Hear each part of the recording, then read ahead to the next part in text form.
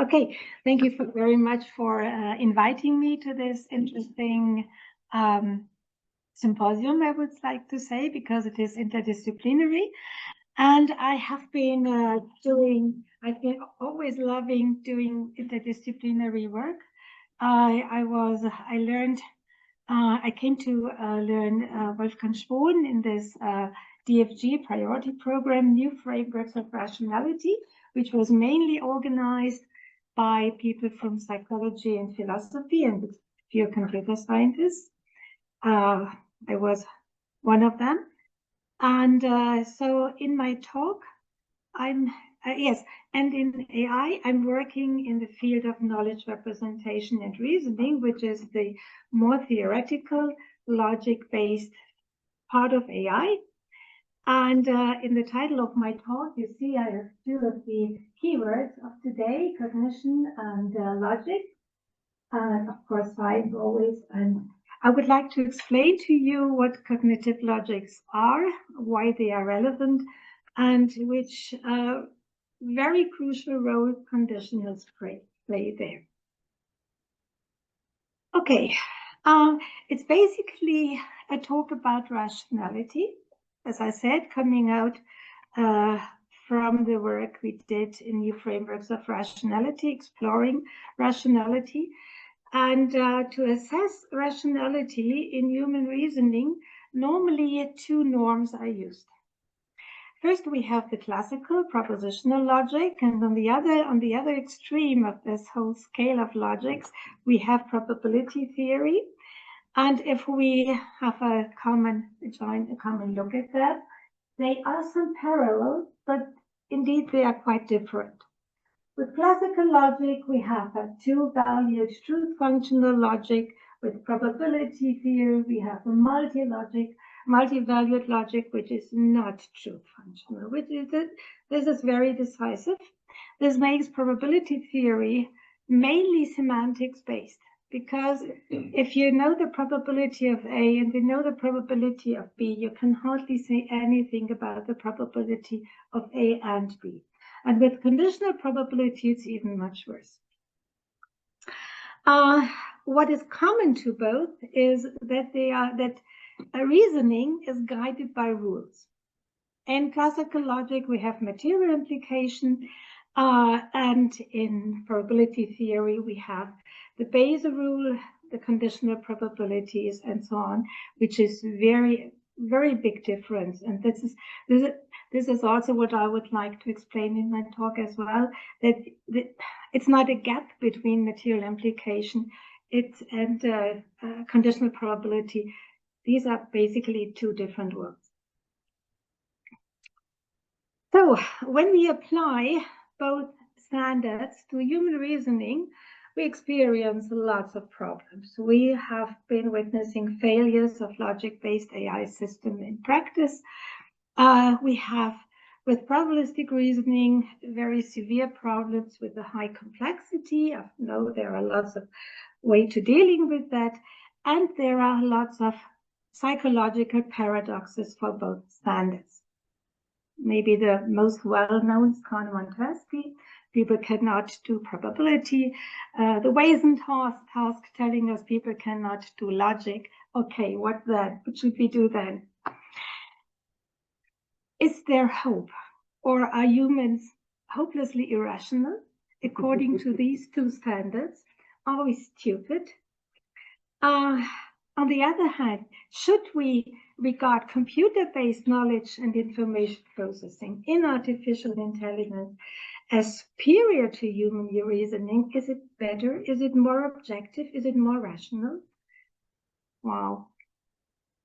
I would like to ask, are classical logics and probabilities really the right norms to assess human rationality? Do they fit or not? If the answer is probably not, what to do? And that's exactly what I would like to present today. We have coined the term cognitive logics for that, for describing, for having formal-based, logic-based approaches to model human reasoning, even if they are not in accordance with the standards. Okay, what is important, it is they should be formal, they should be logic-based, but you know there are lots of more logics than just classical logics. And some people would even say probability theory is not a logic. I would disagree here. It's a multivariate logic. So when I submitted one of my first papers to the computer science, to the CSL, the computer science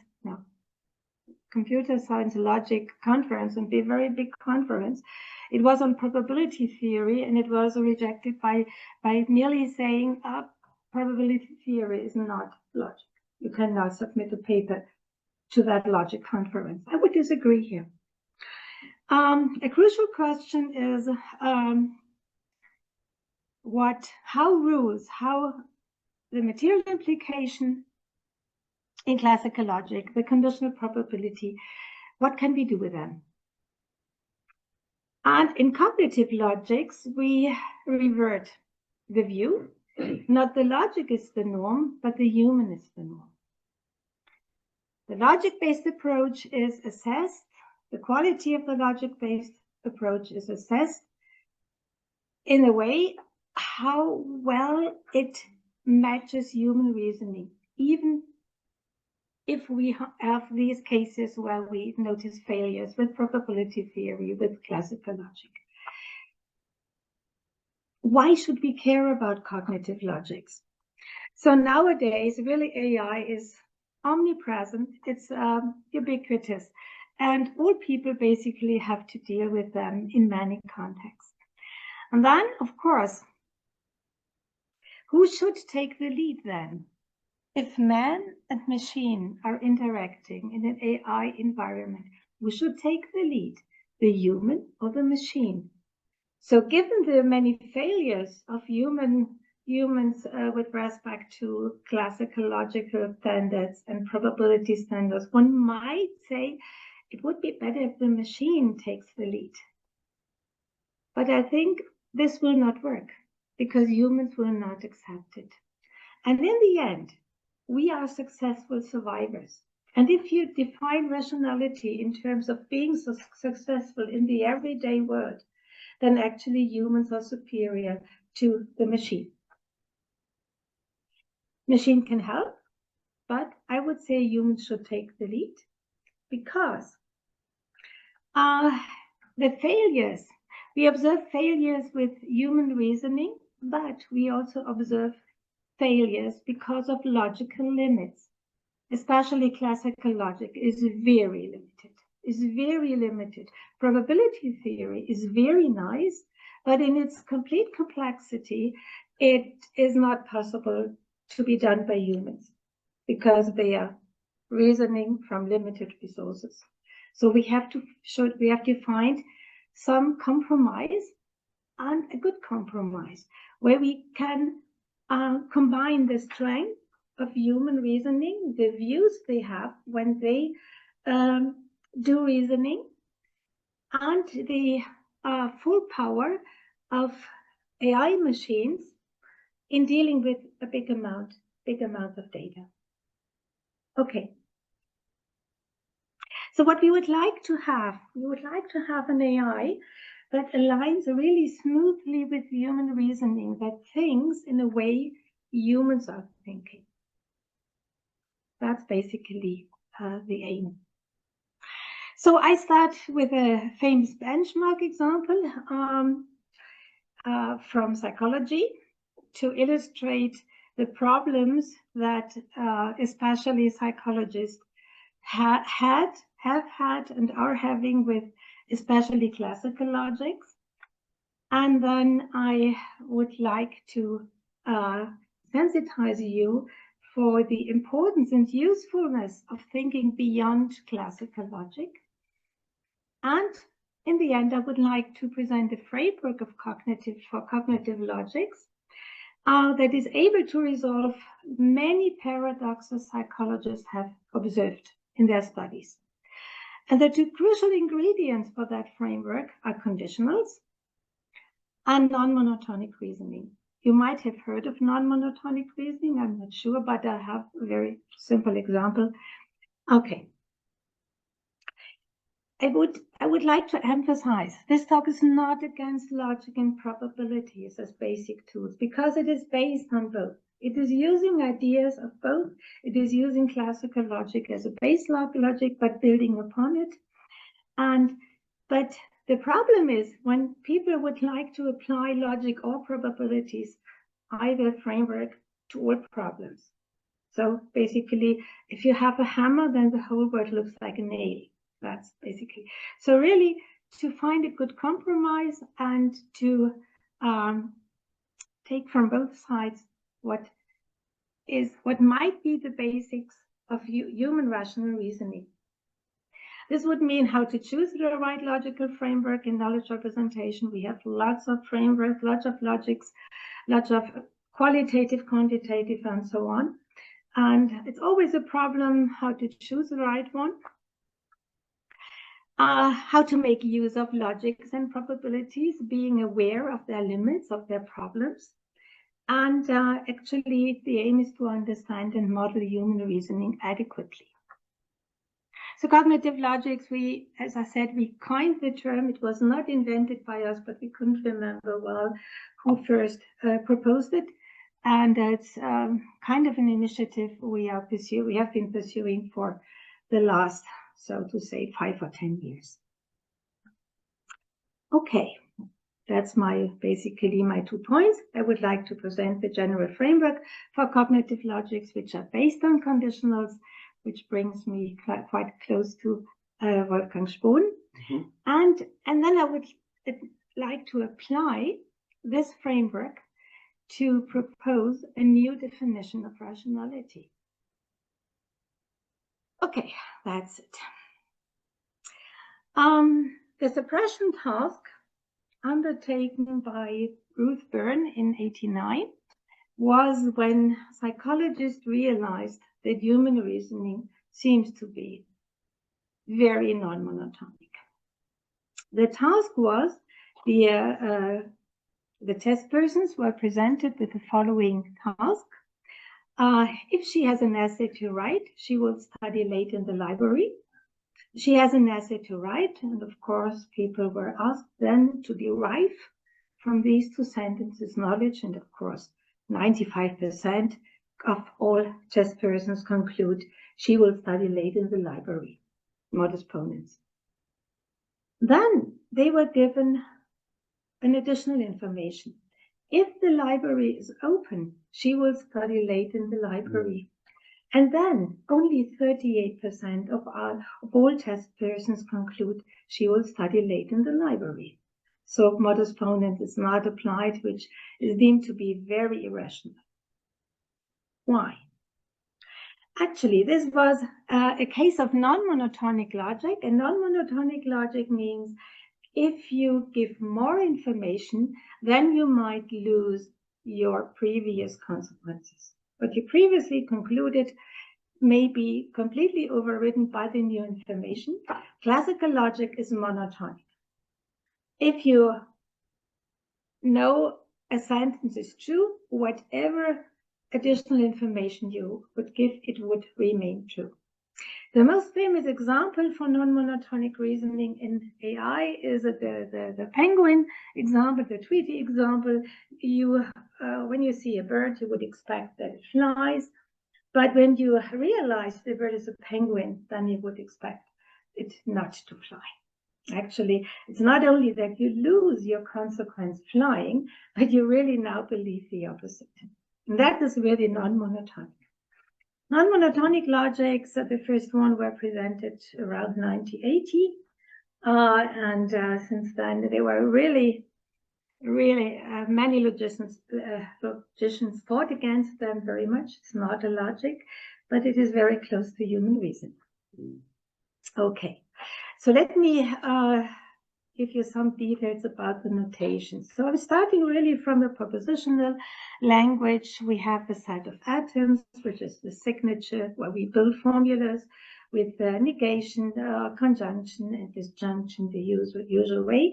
We always, we also consider material implication to actually contrast conditionals with material implications. This is the double arrow.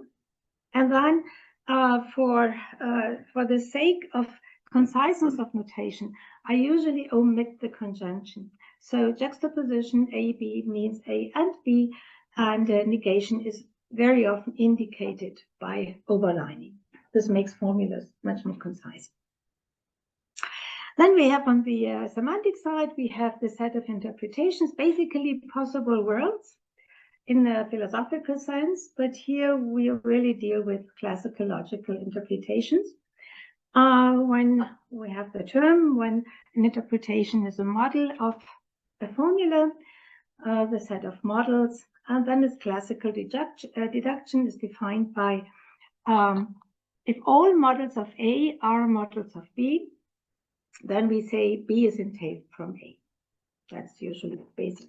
And then what is known to classical logics, but what is very often used in knowledge representation is the so-called the consequence operator, CN.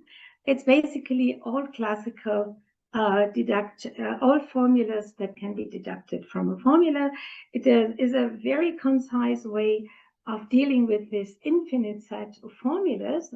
You just say the base, so to say, the A, and then you say everything that can be concluded in a classical logical sense that's in Cn of A. That's a very, very often used in knowledge representation. Okay, so let's look at basic strategies of common sense reasoning, which is usually non-monotonic. We have also, like in classical logic or in probability theory, rules are the carriers of non-monotonic reasoning. Even very young children can apply rules, can deal with exponents. If you promise them something, they would claim. If they fulfill the antecedent, they would claim the consequence. Very young children. But our rules are different. In non-monotonic logic, actually, Reiter's default logic was one of the first one in 1980. We now have answer set programming, a very, very efficient way of doing logic programming in a very nice way. It's our most successful logic, so to say. And we have other forms of logic programming like recompletion semantics, or we have defeasible rules. In Reiter's default rule or in answer set programming, we have this default not. That is, we have a rule, and then we can say apply the rule if not that and that holds. Or the other way would be to make the whole rule defeasible. And that's exactly what conditionals are doing.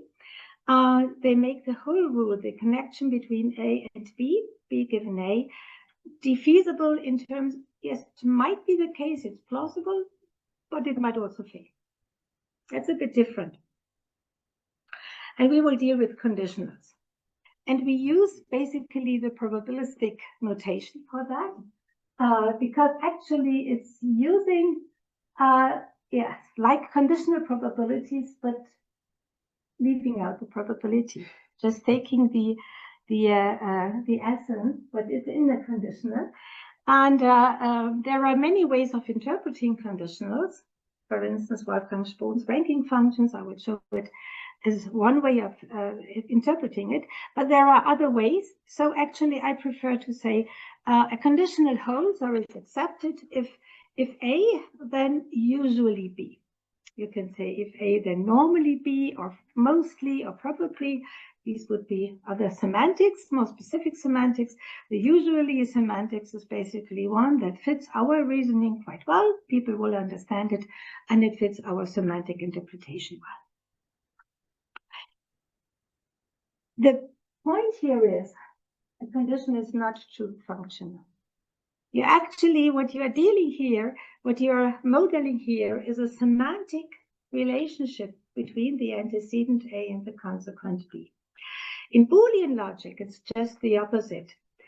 The merits of Boole, that was what Boole has in mind when he invented his Boolean logic, is to make the evaluation of a formula independent of their meaning. Just true, false. then you have to follow the truth table. That's it. Here it is just the opposite. We stress that there should be a semantic relationship between A and B. And these conditionals can also be seen as a syntactic representation of non-monotonic inferences. These non-monotonic inferences, they are denoted here by these. A snake, it's called snake or whatever. It's not the deduction, similar to the deduction side, but it has this uncertainty in there. They appear in many approaches. For instance, the conditionals appear as conditional probabilities in Bayesian approaches. Just can assign a probability to here, to this conditional, then you have a probabilistic conditional statement. They seem to be similar to material implication. It is really surprising that psychologists usually use material and expect material implication if they say if A then B. But conditionals are very different from material implication. And this is one of the insights from this talk that I will present, that many fallacies can be explained by saying that people have really confused the if-then statements, conditional statement with the material implication. I will give you an example. Okay, I have 3 conditionals. Imagine Christmas on the northern hemisphere. If Christmas were in summer, there would be no snow at Christmas. If Christmas were in summer, there would be no Christmas gift. If Christmas were in summer, there would be no gravitation. So all these statements are logically true, right? Because the antecedent is false. Whatever. But would you all accept them? No. You would see differences, right? The first one, what we know, snow at Christmas is plausible proof, because then when you are in summer, there is usually no snow, so this makes sense. The second one, why? Why shouldn't we have Christmas gifts? And the last one is downright nonsense. And that's exactly what I mean when I say there should be some semantic relationship when I have a condition and people are expecting it. There are some psychologists, I think it is Nick Chater, saying these nonsense conditionals, like the last one, walrus conditionals. I forgot what it was, but logically, if you have a false antecedent, you can make every material implication rule true. Sure. Okay, so what makes conditionals so special? There are 2 things that should be mentioned here. First, conditionals are not binary, they are not 2-valued, they are at least 3-valued.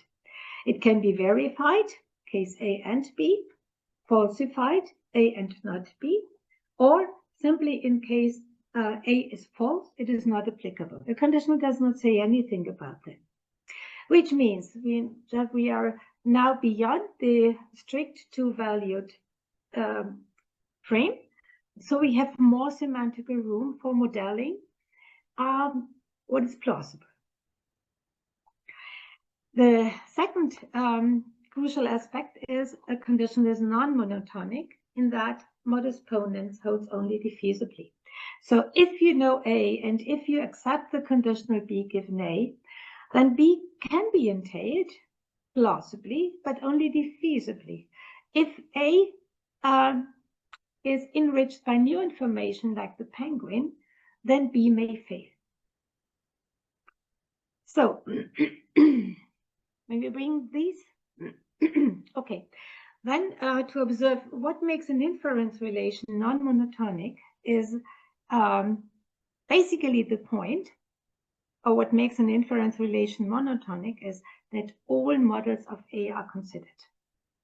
All models, which means everything. Every additional information that might occur have already been taken into account. And so you still say, oh, FA then strictly B. For non-monotonic, you would need to single out specific models which you use for inferences, which is also in line with, I think, some psychological insights, because humans are reasoning from examples very often. When you tell them something, they make a picture of the world, and from that they reason.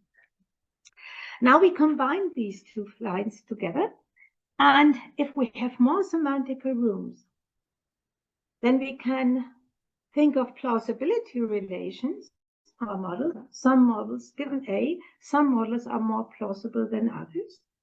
We have kind of an order, and from that we can select the most plausible models to base our inference upon, which would make our inference non-monotonic. Okay, that's exactly the basic point of non-monotonic reasoning. It's called preferential entailment. And you see then here we have a very nice interpretation of a conditional. I avoid saying a conditional is true because it is three-valued. It's not just true or false. It is, I say it is accepted. Conditional is accepted if. Here we have this non-monotonic inference sign with the plausibility order, which is usually a total pre-order. This is written in this way. It means I only look at the most plausible models of A according to this order, and if they fulfill B, then I accept the conditional. And this can be expressed by this total pre-order here by saying that the formula A and B, the verification, is more plausible than the falsification, which is a very intuitive, very general interpretation of conditionals. And which means that we can, here we have the meta level. Meta level is the inference relation, can be actually encoded by these syntactic conditionals. So we make a connection between the meta level of reasoning and the syntax of our logic. Okay. And these conditional logics have a very long tradition going back to the old Greeks. They have already been thinking, what are conditionals? There are lots of formal systems and axiomatization. It's not when we enter conditional logics, it's not that we enter a non-logical space. It is also a very logical space. And we have lots of formal properties and axiomatic systems for non-monotonic inference relations, which part of restricted monotonity properties are also part of that, for instance, cautious monotony, but it's not full monotonic.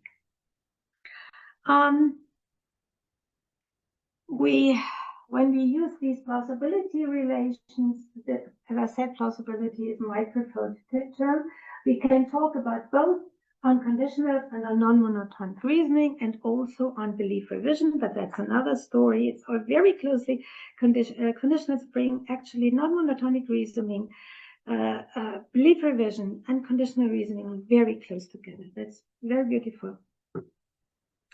Plausibility relations are similar, but significantly weaker than probability. So basically, the classical logics on the left and the probability theorem on the right, we are in the middle, somewhere in the middle. Some things from probabilities can be done, and we are based on classical logic, and we're exploring this. And here we have the ranking functions, which were invented by Wolfgang Spohn under the name ordinal conditional functions. And what they do is simply, let me make the whole slide. Okay. They assign to each possible word a rank. And this rank expresses kind of a degree of implausibility. So the higher the rank is, the less plausible is a word. And the most plausible words have rank 0. And then we can define the rank of the formula, and when we can extract from such a ranking function the set of beliefs. I will explain an example. And again, we have this very nice line of equivalences. The ranking function accepts a conditional if, and then we do just arithmetic calculation, compute two natural numbers, compare them, and if the verification is smaller than the falsification, then we have the non-monotonic inference. I will explain this in a very brief example. Here we have the penguins, birds flying example. Here in the lowermost level, we have the most plausible words, which are non-penguins, normal birds flying, other things flying like insects or airplanes, or things, objects which are neither penguins nor birds nor flying, humans, for instance. They are normal. And in the uppermost layer, we have these very implausible penguin thing object, which is not a bird but can fly, and so on. But this is, and from that we can really compute very directly by really make a disjunction of all these formulas here. Then we obtain the belief set of kappa, and we can verify conditionals and non-monotonic inferences, as I said, for instance, here. What we do is the verification B and F has a rank 0, the lowermost level here. And the first model, B and not F, that we encounter if we go upwards is here rank 1. And since 0 is less than 1, we have the conditional, we have the non-monotonic inference, which is very, very straightforward, very easy. So Wolfgang's ranking functions make conditionals, non-monotonic reasoning, and even belief revision very easy. Okay. I would like now to say more about my framework of. Okay, now I have this framework for cognitive logic, which is based on conditional three-valued logics, possibilistic relations. Let me say something about rationality.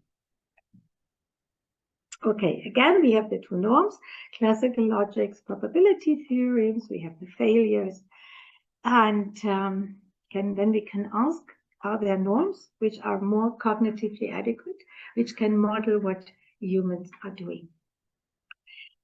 In these inference tasks, psychologists usually apply or investigate whether people apply modus ponens and modus tollens, but also the affirmation of the consequent, and the denial of antecedent. These are the four inference rules that they usually evaluate. Modus ponens, modus tollens are logical one. Affirmation, AC and DA are not logically valid, but they are often done by people.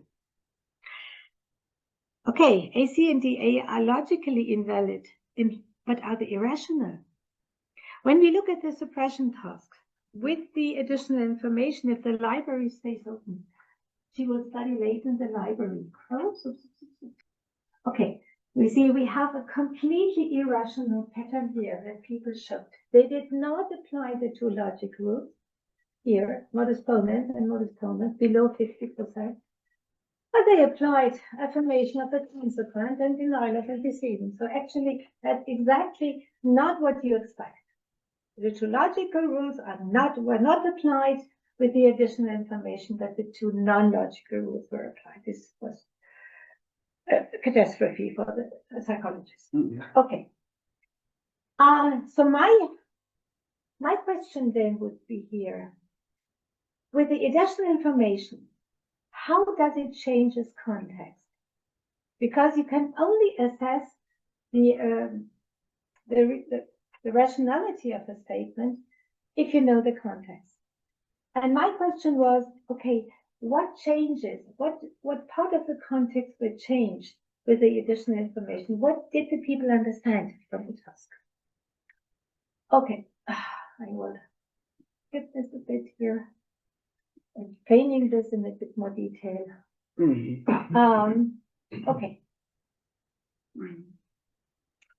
What we suggested here, Marco Rackney is from psychology, and Christian Eichhorn is one of my PhD students. We suggested to apply a conditional logic as a normative theory to evaluate inferences. And then basically we investigated nearly 60 studies. Basically all irrationality could be explained away. Let me explain, and the point, what we propose here is not to consider these 4 inference rules in an isolated way, but we put them together in this what we call inference pattern. And we interpreted all of these rules not by classical logic, but by conditionals, but by non-monotonic reasoning. So this means in the suppression task where we have not modus ponens, but AC and DA, we have this completely irrational, according to normal standards, inference pattern. Okay, and then I think I will explain this in the example. Just recall here. Our modus ponens is now a non-monotonic inference. From A, defeasibly conclude B. Modus ponens from non-B, defeasibly conclude non-A. Affirmation from the consequent. Okay, maybe then A is the antecedent is plausible. And if we deny the antecedent, maybe the denial of the consequent would also be plausible. Transfer to conditional, we have this. And transfer to plausibility constraint, we have this. Okay. Then we have to say something, because we have a negation here, we have to introduce the weak condition, is basically the negation of what we had before. We needed this for modeling, not modus ponens, not the inference rules. But in the end, we come up with a kind of a reasoning pattern. So we could represent each verified or non-verified inference rule by a conditional, by a plausibility relation. And then it's a set of conditional. We have conditional logic. And then we can say if this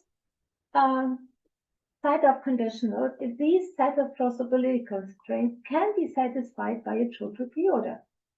So actually we defined rationality in terms of consistency, but not of consistency with classical logic or with probabilistic axioms, but in terms of conditional logic. We say, if we can find a plausibility relation that models this inference patterns, then the inference pattern is rational. And let me explain. We have 16 patterns. We have a four tuple with 2 entries in each position. So we have 16 patterns. Only 2 out of these 16 patterns are irrational. These are the ones where we have cycles here. We started with non-A, non-B, and ended with non-A, non-B, with some smaller in between. That cannot be the case. So how often do they appear in practical reasoning? So we looked up, one of our bachelor students looked up over 60 empirical studies, applied this theory, and he found that hardly any irrational patterns could be found. So that's okay. Then you might say, okay, you take a very weak logic and then everything goes away. Wow. Okay. But I can explain what happens in the very nice thing is we can explain how people reason, why they came up with the wrong inference pattern. And that's the last thing I would like to explain here. Here we have the suppression task of the very wrong inference pattern, which gives us these relations here. And actually we have to find a total preorder that satisfies all of them. And this can be done in this case. And we take the most conservative one. That is, we make statements most plausible if there is no objection to that. This gives us basically that one here. Okay, so the most conservative total preorder, which satisfies all of them, which most conservative means you don't add additional information. You just take what you have, but do not add anything. And then basically these 3 statements are on the lowermost level. But here we have a difference. We step to rank 1, basically, not A and B.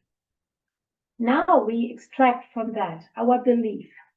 What I showed in the penguin example, the belief is just you take the words or the statement at the lowermost level, make a disjunction, and then these are on the lowermost level, and then you end up with B implies A. So you might have expected A implies B. We did too. So going back to the example, the A was the essay writing. The B was the studying in the library. So, and where the test persons were asked to make a connection between these. So what we find here, that we have a connection from the library to the assay, not from the assay to the library. That means the additional information turns the implication around. And for this inverted implication, this is exactly the rational inference pattern, because the AC and DA are modus ponens and modus tollens of the inverted conditional here. So, and this is actually very mathematical, because we added a necessary condition if the library is open. And you know from mathematics, if you add a necessary thing, then you have an only if, which means you turn the implication around. I found this very surprising that actually people were doing this, though most of them were not very famous in mathematics, I would say, but intuitively they understood the necessity of this additional condition and turned the implication around. And that actually, when I claim that the additional information makes the people understanding the task in this way, then this is completely rational. Okay, that's basically what I would like to do. Just an overview. I would say people are really rational reasoners, and you see the proportion of irrational patterns is only very small. Yeah. And here actually, oops. I stop. Okay, thank you very much.